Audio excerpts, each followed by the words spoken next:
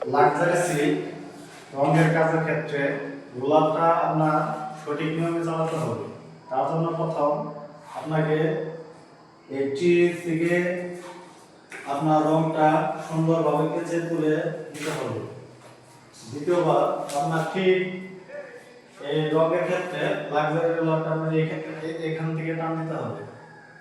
এখান থেকে যখন টান দিবেন তখন আপনি এই করে ভাবে গোলাপটা চালাতে পারবেন।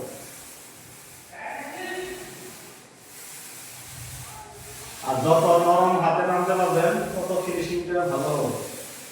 আপনার লাক্সারি সিল্কের কাজ হচ্ছে একদম নরম হাতে আপনাকে টানতে হবে।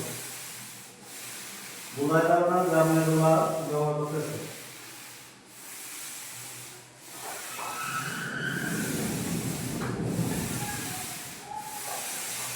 রোলারের রং শেষ হওয়ার আগ পর্যন্ত আপনাকে টেনে যেতে হবে।